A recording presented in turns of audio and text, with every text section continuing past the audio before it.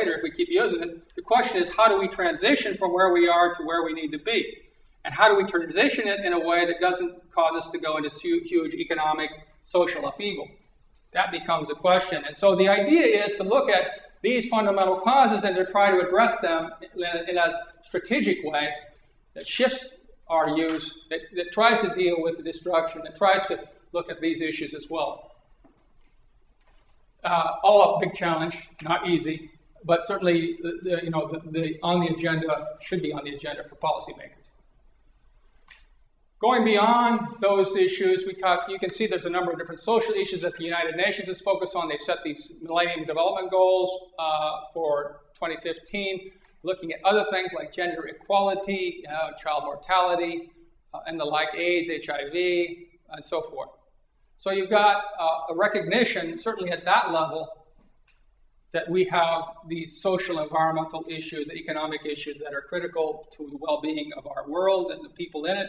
And we have to focus on those. And there are goals that are set and measurements that are taken. I can't say that, we're doing great on everything, that we're making some improvements.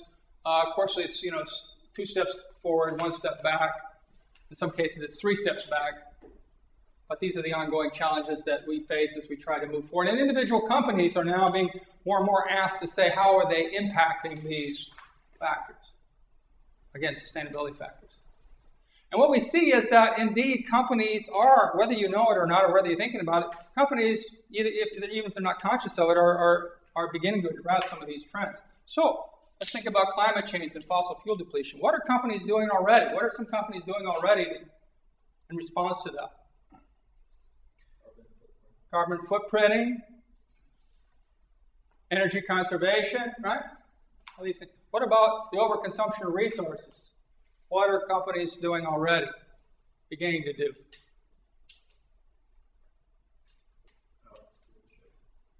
Product stewardship, absolutely right. Recycling, recycled content, dematerialization, like Walmart was doing, taking material out of their packaging and so forth, all wrapped around this product stewardship label in many cases. What about changing population profile? Look at what's happening in the U.S., how that, the makeup of our population is shifting. What are companies doing? Thinking ahead. More diverse? More diverse. They've got diversity programs, not just for ethical reasons, but because they're doing the math. They're saying, hey, in the future, this is what our country's going to look like. If I want to attract good employees, if I want to attract good customers, I'm going to have to shift my products and my services and my work environment to be, suitable for those folks. What about this one? A trend in certain parts of the world, certainly child and forced labor, growing concern about toxic contamination and environmental problems. Some corners of the world. What do you see companies doing already? Supplier audits, yeah. Ethical sourcing, supplier assessments, absolutely. What about the spread of toxic pollutants?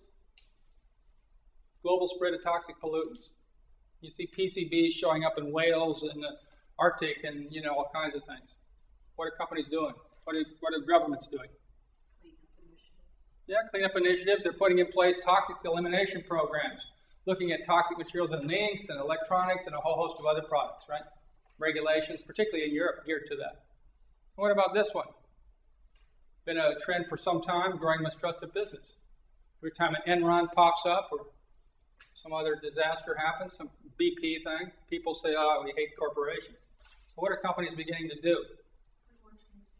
Absolutely right. Sustainability reporting, they're putting in green labeling and talking more openly about their products and the impacts, and product certifications, having third parties come in and take a look.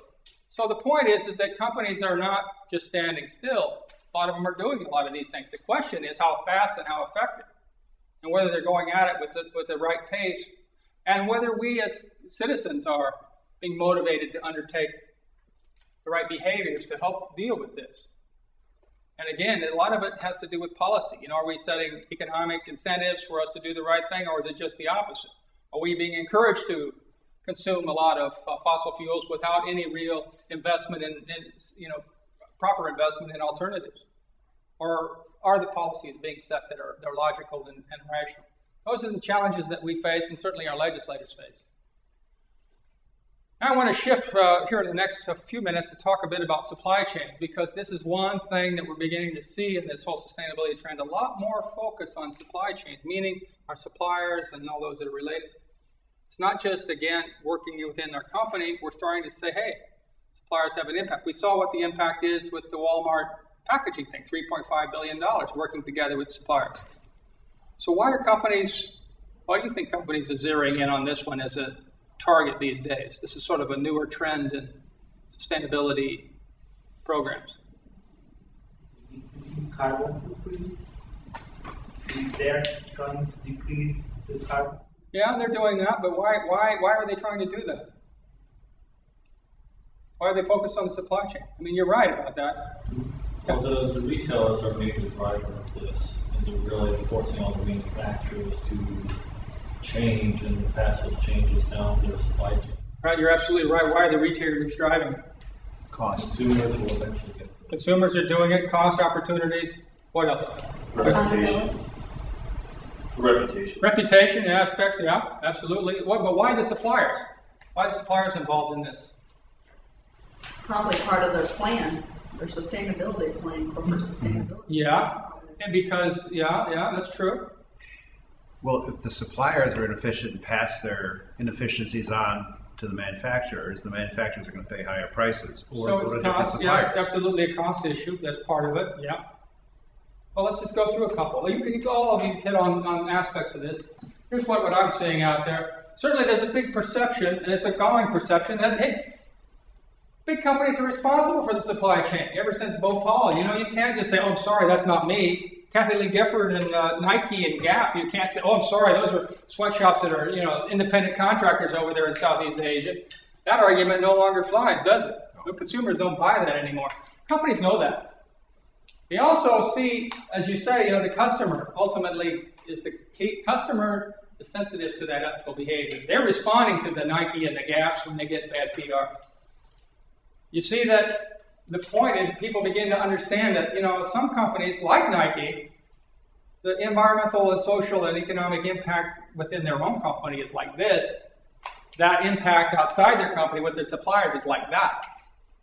And so often you find the major impacts are not inside, but out there in the supply chain. That's where the actions like, why do we rob banks? That's where the money is. Why do we go to the supply chain? Because that's where the impacts are.